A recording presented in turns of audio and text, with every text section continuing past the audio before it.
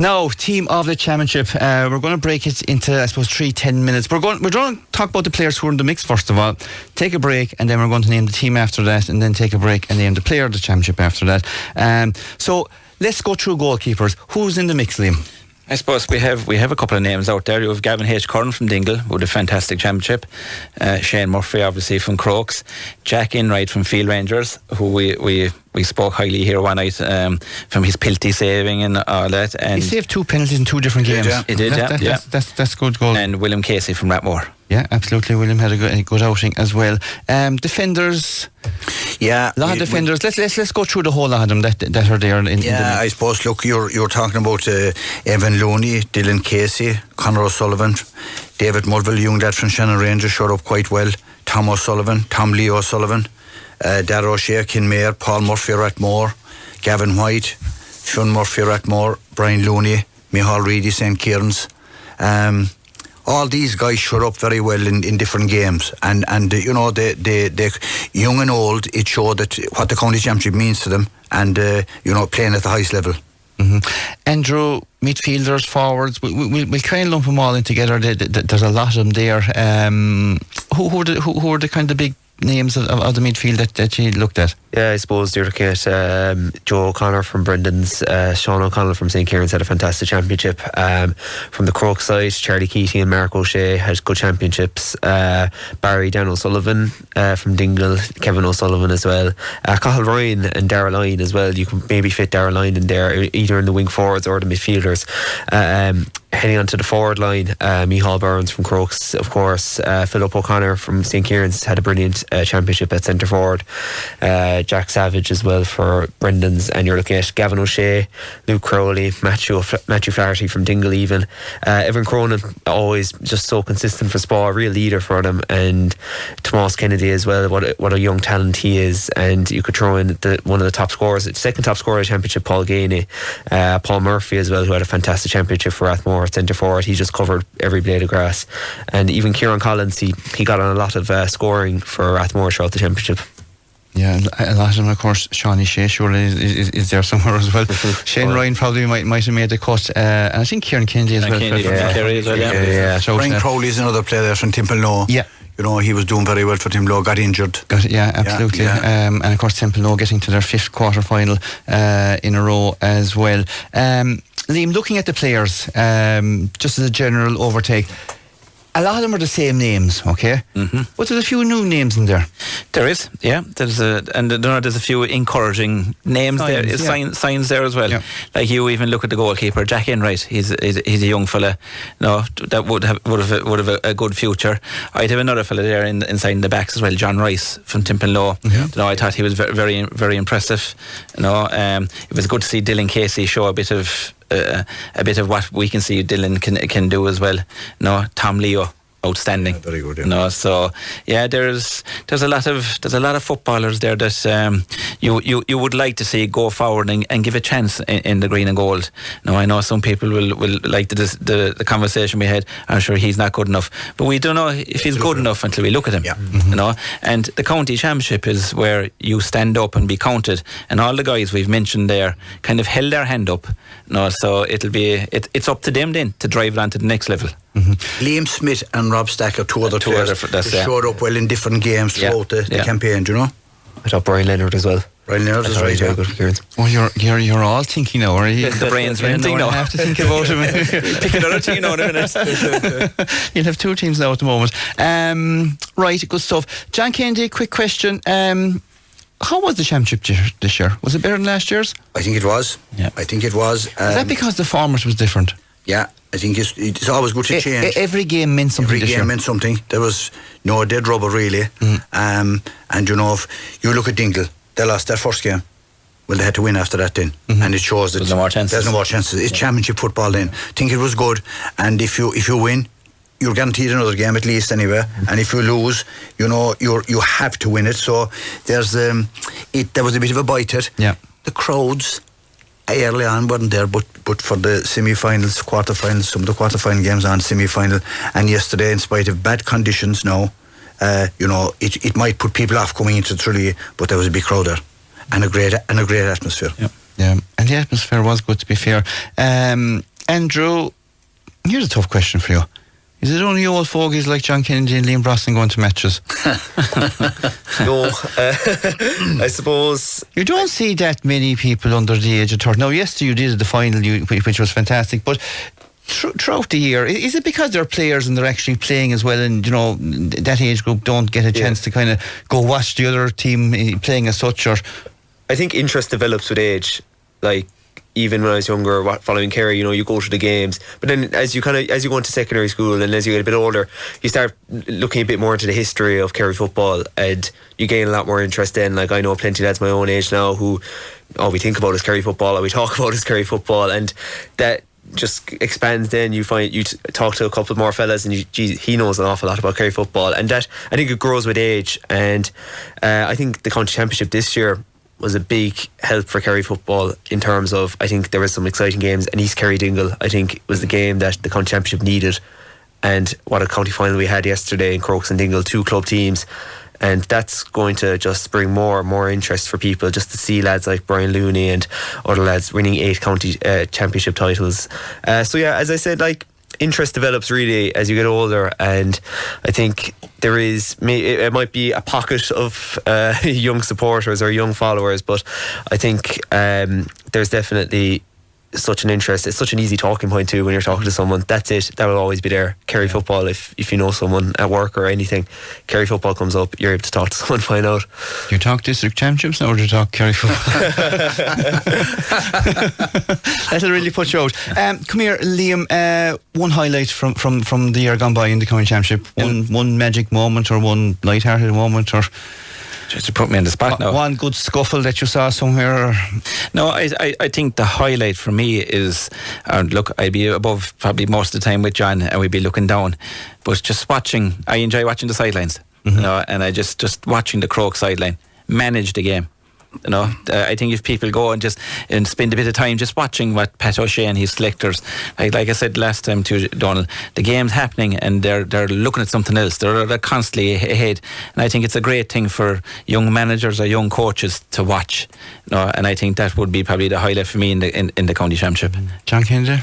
I think, you know, like Liam said, we're at a lot of games together watching them, but I think the professionalism that's brought in with the management teams who've in place for all the teams. All the teams, yeah. But their preparation, when you see the warm-ups now, they know what they're doing. They've done so many times before. You know, the backroom teams, like it's gone to an incredible level. Mm-hmm. And yesterday you 2 of the best management teams you could look for at club level.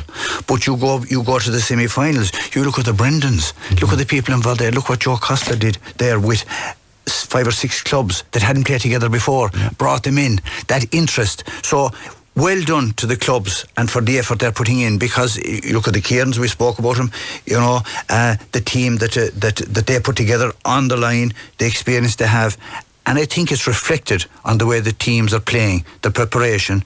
You'll get out of something what you put into it, and fair play to them, and it's a credit to the association for the work that's gone in. Andrew, one standout moment?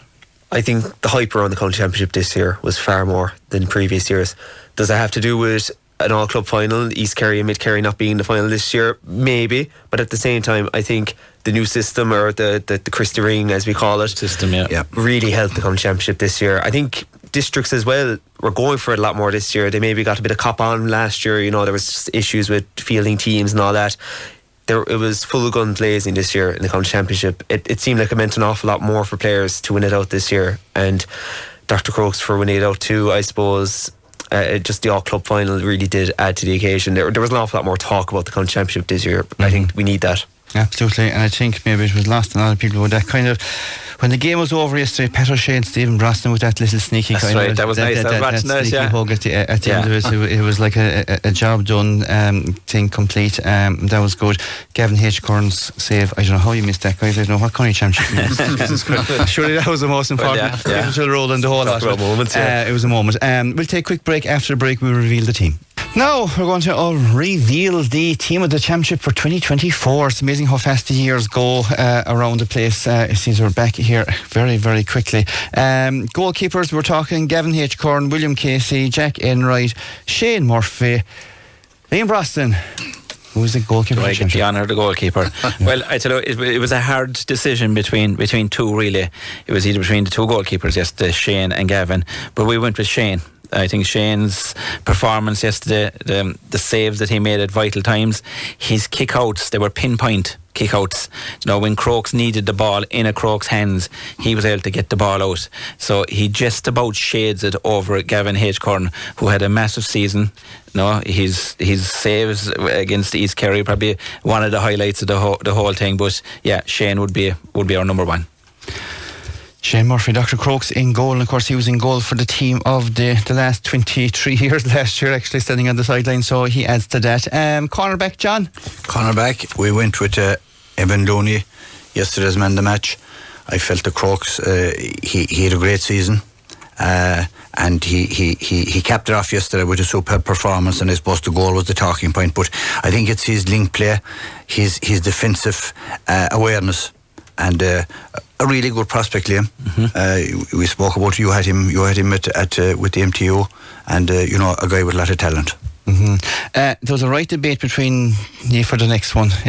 Poor old Andrew lost out in a split decision. The big boys bullied you, did they? I was bullied out of it, bullied into a corner. But I was backing Conor O'Sullivan of Dingle. I thought he had a great championship, and no nonsense, great man marker when asked. He stayed his ship. His injury was a big loss yesterday, but we ended up with Dylan Casey, who is deserving as ever. Dylan Casey had a great championship for St. Brendan's. His semi-final really sticks out to me. He had a great man marking performance in that semi-final. Unlucky maybe, I suppose they had their chances maybe to take it on the day, but as Dylan's involved with Kerry, what confidence he'll take from this county championship into Kerry next year, maybe to a starting role, will be huge. So yeah, Dylan Casey in our centre back. Yeah, Carsey, father and Waterville mother always helps as well, I'd imagine. No, number 4, cornerback. Was there ever going to be anybody other than the next person? No big surprises. Probably one of the outstanding cornerbacks in the county, wearing the green and gold, or it's red and white for Dingle. Made, I suppose, coming back from his injury, added a huge emphasis for Dingle. Heading towards the closing stages of the championship. But Tom Sullivan would be our number 4. Yeah, can't argue with that, I suppose. Number 5, John. Yeah, we went with the other Tom Leo Sullivan.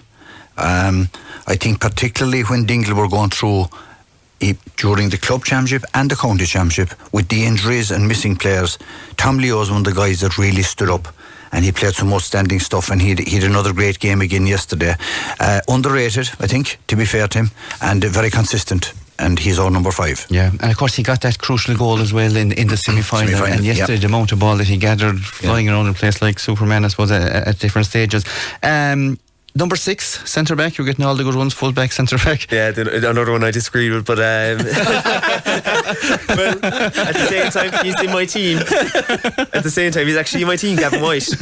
I had him in at 5, but I had someone else at 6. I'll give a mention to. I actually had a number 6, but Gavin's also in my team as well. But I had Paul Murphy in, who I thought had a great championship for Rathmore. A good call out too. He's covered every blade of grass for them, and a superb performer. But a man who I also had in my team in the number 5. Gavin White, so I won't discredit him. He's also in my team.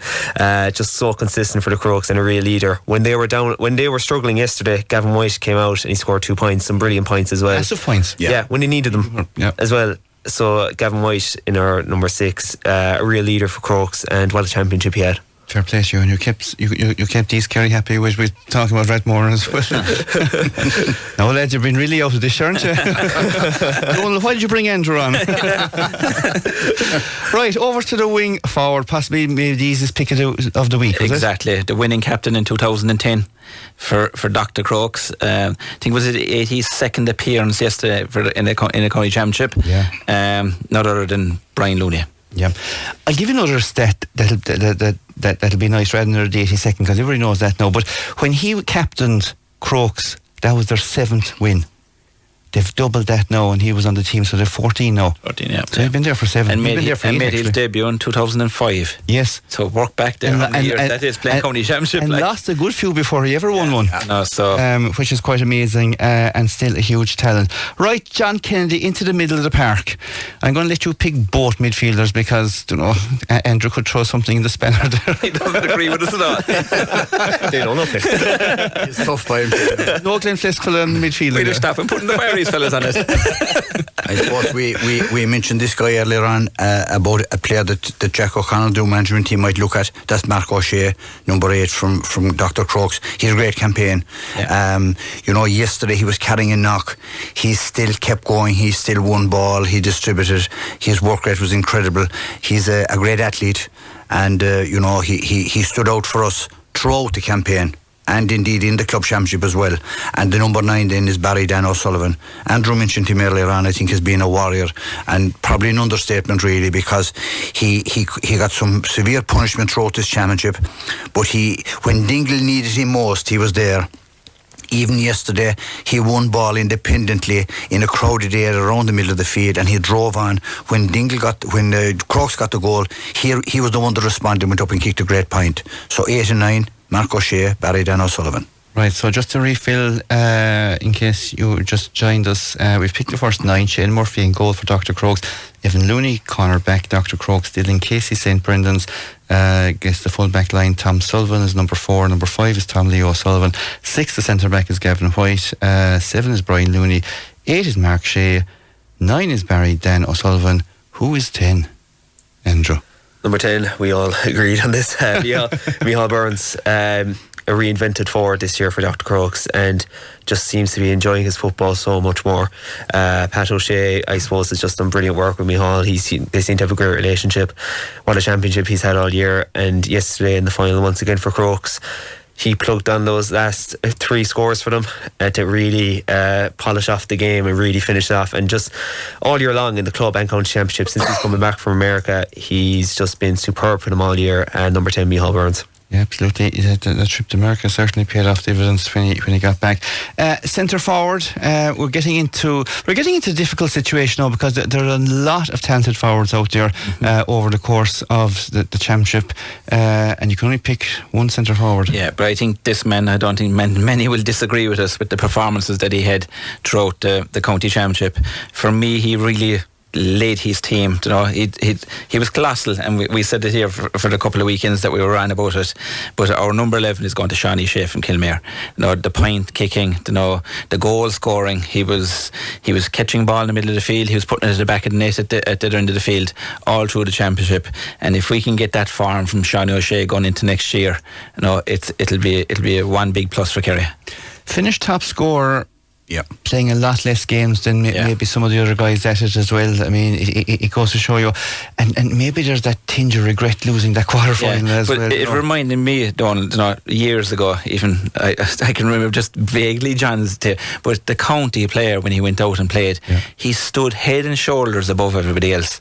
When Shawnee went out with Kilmare, I know he's a good team around him, not taken away from Kilmare, but he did stand head and shoulders above everyone. In the games that he played. He delivered his promise on that, and of course top scorer as well. We might go through the top scorers over the last number of years as well, maybe before we finish up. Get a playing wing forward for Shawnee. There was a big debate about this one. Not so much the player we picked, but the quality of players that were there. You know, one player, the player we picked, hasn't got to the final. Philip O'Connor from St. Kieran's. Really consistent. You know, people speak of Brian Looney, what he does for Crokes, but this guy's doing it for St. Kieran's District, and for Cordell. Very underrated player as well, but he was one of the reasons that Kieran's were so competitive. You know, laying ball in for the likes of Paul Welsh and Adam Barry and these guys. Kick some vital scores. Box-to-box player. Yeah. vital scores, and people might be surprised, but I think richly deserved going forward. I think people that won't follow it will be surprised, but I think people that know their football won't be, because they know the kind of warriors they are, and then again I suppose Philip O'Connor, if you think about it, he's probably made up of the same kind of stuff as Brian Looney. He seems to be around forever as well, and probably in a less successful environment most of the time as well. Okay, so God, we're running out of spaces. We've only got 3 left. Corner forward, Dylan Ganey from Dingle. What a season he's had between Kerry and Dingle now. A huge prospect for Kerry over the next couple of years. We all expect to be a brilliant sophomore year for him with Kerry next year. He's just a player, he's never afraid to take on that shot. He just takes the leadership when his team needs it. He was the second top scorer from play in the championship, and his performances show that. What performances he had in the semi-final versus East Kerry. With the new rules, with the 2-point arc, he would have been scoring for fun, and he can benefit from that next year as well. Brilliant performance in the final yesterday. It would have been called the Dylan Ganey final had Dingle won yesterday, getting 5 points as well yesterday. More leadership. Had they won, I think he was a certainty for man of the match. Brilliant championship all year, Dylan Ganey. Yeah, to be fair, I thought he was miles of anything on the field, but I suppose you need to end up on the winning side as well. Full forward, Liam. Yeah, no big surprise. Look, this man, what he's done for the green and gold and for Dingle down through the years. This championship, he really stood out as well, from the word go. I think we even said after the first game that the freedom he had, kicking scores.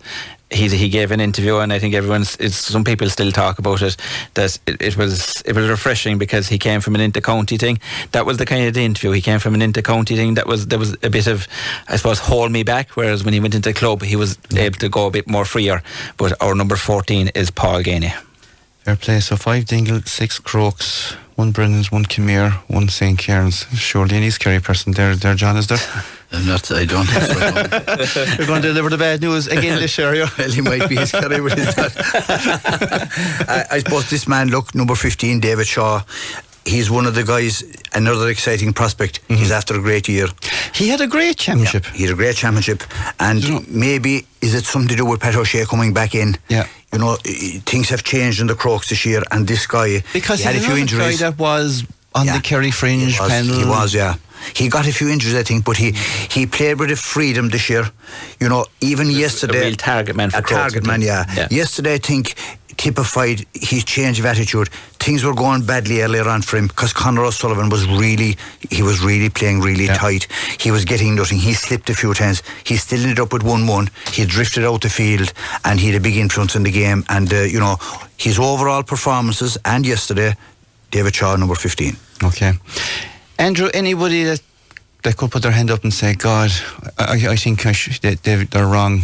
I would have put Darragh Lyne there somewhere along the way. Yeah, I think he had a great year for East Kerry. I agree with you. I think he was one of the few bright sparks for East Kerry this year. Who do you leave out, lads? Luke Crowley. That's Darragh Lyne. That's what's the beauty about it. I can just read them out. Sorry, I don't get to pick them. When you're picking a team, you could pick 3 different teams. 3 different Shane teams. Ryan. There'll be people out there tonight. Jack Savage. And are they wrong? They're not. Everyone is their own. We've no Tony Brosnan there. Yeah. But it was just, I think, it's just the team we looked at were. Talk about putting light on yourselves. Paul Murphy had a great campaign. Shane Ryan got. But they're going to be that. I mean, look, you can only put 15 on the team. I mean, that's what it is. And I think it's nice to see David Shaw there, Philip O'Connor, Micheál Burns, of course. After all, I suppose his turbulence, and back in again, Shawnee Shea. Who can disagree with that? Very good midfield. Mark Shea, Barry Dan. Brian Looney was always going to take 7. Gavin White, I think, reinvigorated himself.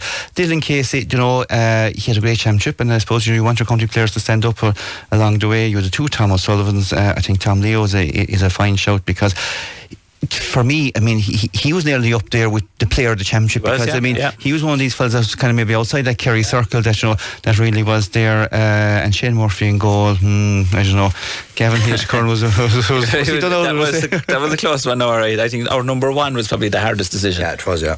Tough one. But I gladly have any of the 2 of them on my team anyway. Yeah, absolutely. Well, look, we'll take a quick break, and after break, we'll call up the team again and we'll pick the player of the championship. Now, quickly, the team of the championship: Shane Murphy, Dr. Crokes in goal, Evan Looney, Dr. Crokes corner back. Number 3 was Dylan Casey, St. Brendan's. 4, Tom O'Sullivan Dingle. 5, Tom Leo O'Sullivan Dingle. 6, Gavin White, Dr. Crokes. 7, Brian Looney, Dr. Crokes. 8, Mark O'Shea, Dr. Crokes. 9, Barry Dan O'Sullivan Dingle. 10 was Micheál Burns, Dr. Crokes. 11 was Shawnee O'Shea, Kinmare. 12 was Philip O'Connor, St. Cairns. 13 was Dylan Gainey and Dingle. 14 was Paul Gainey Dingle, and 15 was David Shaw of Dr. Crokes. So we done our poll. We done our poll in the studio. We coordinated the results, and we have a winner, Andrew. Rory Lula is the player of the championship for 2024. In his 19th season playing county championship, he is the player of the championship, which is astounding. What an athlete, what an engine, what a performer, week in, week out for Crokes in the county championship. There's a stat I can't reel off the top of my head about how many games he's missed. I think you can count on your hand the amount of games he's missed for Crokes. His 8th county championship title yesterday, as important as ever for Crokes as well. What he got through, especially in the semi-final, I think that cemented his spot in the team and as one of the nominees for the Players' Championship, and richly deserved. Mm-hmm. It only took him 19 seasons, really. Don't know. What was he waiting for, John? But look, a superb athlete. We've said it several times about him. A superb athlete. Yeah. And in incredible condition for a man of his age. This is where we talk about inspirational athletes and players, and keep yourself fit and keep yourself at the top of your game, never out of form. And if you think about it, in a different position at this age of his life, where he was a forward, he's a wing back, technically probably playing up all the time, reinventing himself, and this is what we're talking about, being a very good club player. Seamless transition, born back, wing back, but a great move by Pat O'Shea and the management team as well, and but for me, like, we were watching it, Liam, myself, yesterday again, okay, near the end of the match, in front of the stand, he took on, flicked the ball over the heads of the lads, went on again. That was incredible. That piece of action alone, but it's the experience that he brings to it, the encouragement he gives to the lads around the place, and he's an incredible athlete, and fair play at him, and I just, maybe other guys out there should look at the recipe and what he does, because the condition, we said it off the air, injury free and playing at that level. It is fine to play at an age, but to play at that level and to be player of the year, fair play at him. Not in with the county though. Yeah. Is there something there? Well, that's getting back to our conversation earlier. When Brian probably was young, when he was younger, he probably didn't fit into the county setup. But with Crokes, fits in. But we'll talk about the overload and the extra work and the extra training, the whole lot. I mean, this is a guy who stayed free of that, and he's waltzing in at 37, 38 years old. You can see from the county players, I suppose, look, they're going to be going in training very shortly, and it's a heavy load, all right, on bodies, and if you're doing that for anything up to 7, 8, 9, 10 years, it is going to pay. It's going to hurt, and I suppose Brian is lucky that way, that he probably is our best and most decorated club footballer in Kerry. I don't think too many people. Brian himself and Brian would be there. Probably taking that over now at this stage. John Kennedy, 30 seconds. Crokes into Munster campaign, Castlehaven. Yeah, it's a tough opener, isn't it? It's a tough opener. You look at what has happened around the country in the last couple of weeks. A lot of change. Don't be surprised if Crokes go all the ways. That's a serious statement to make. It's a big test against Castlehaven.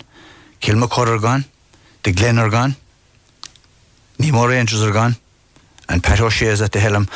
I've no doubt, and we spoke about it off air, Pat O'Shea is already thinking of Castlehaven. While others are celebrating, that's how meticulous he is. And they have him at home in Luce Road. They get over that. They should win Munster. And after that, 2 games then. 2 games. All the way to the end. All the way to the end. Not only that, our other team's Fireys. Correct. 2 weeks' time, we're going to be looking forward to a good intermediate replay. So that's right. That's Saturday the 9th, actually. Yeah. And Austin Stacks are on Rangers then. So that's on the Saturday now because the 9th. Yeah. So it's going to. We still have another good weekend of football ahead of us, and then we're down the Munster campaign. So it's going to make an interesting road from here to Christmas now, Donald, for us. And that'll bring up the Christmas party and the Christmas Christmas show. I suppose we couldn't bring Andrew to the Christmas quiz. He'd out talking all, would you? No, because the questions last year we got were 1960. Remember them ones? 1950. Remember them? In fairness, he was very biased towards the hurling. He was. So, yeah.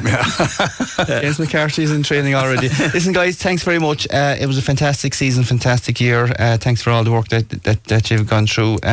You do give us all a great bit of a laugh and great enjoyment, and you know, it is great to be out there as well, talking to people who are actually listening to Terrace talk and saying, oh, we love Liam, but John knows his stuff. Thanks, lads. Good stuff. And Andrew, a most welcome part of the gang as well, with different views and everything, which kind of balances up and it kind of keeps it fresh as well, which is fantastic.